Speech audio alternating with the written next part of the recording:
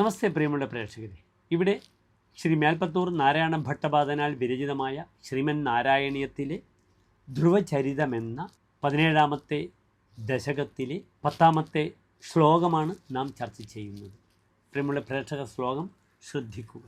യക്ഷേണ ദേവ നിഹതേ പുനരുത്തമേസ്മിൻ യക്ഷൈ സയുദ്ധനിരതോ വിരതോ മനുക്ത്യാ ശാന്ത്യാ പ്രസന്നഹൃദയാത് ധനദാദുപേതാത് ത്വദ്ഭക്തിമേവ സുദൃഢാം അവൃണോന്മഹാത്മാ. അടുത്തതായി പ്രസ്തുത ശ്ലോകത്തിൻ്റെ പദച്ഛേദം ശ്രദ്ധിക്കുക. യക്ഷേണ ദേവ നിഹതേ പുനരുത്തമേ അസ്മിൻ യക്ഷൈഃ സഹ യുദ്ധനിരതഃ വിരതഃ മനുക്ത്യാ ശാന്ത്യാ പ്രസന്നഹൃദയാത് ധനദാത് ഉപേതാത് ത്വദ്ഭക്തിം ഏവ സുദൃഢാം അവൃണോത് മഹാത്മാ. അടുത്തതായി പ്രസ്തുത ശ്ലോകത്തിൻ്റെ അന്വയം ശ്രദ്ധിക്കുക.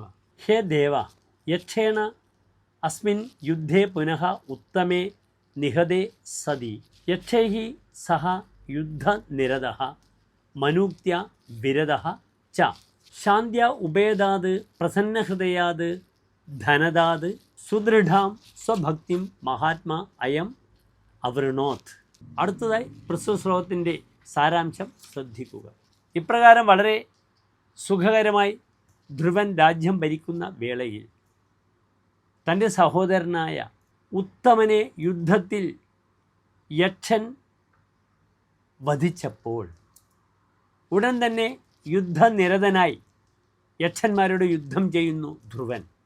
പക്ഷേ മനുവിൻ്റെ അപേക്ഷ കാരണം അദ്ദേഹം അതിൽ നിന്നും പിന്മാറുകയും ചെയ്യുന്നു. ദക്ഷൻ്റെ ആ ശമപ്രകൃതി കണ്ട് വളരെയധികം സന്തുഷ്ടചിത്തനായ യക്ഷരാജാവ് വൈശ്രവണൻ ധ്രുവനോട് ഇഷ്ടമുള്ള വരം തരാമെന്ന് പറയുന്നു. യക്ഷനാകട്ടെ വൈശ്രവണിൽ നിന്നും അചഞ്ചലമായ വിഷ്ണു ഭക്തി മാത്രം വരമായി സ്വീകരിക്കുകയും ചെയ്യുന്നു. നമസ്തേ.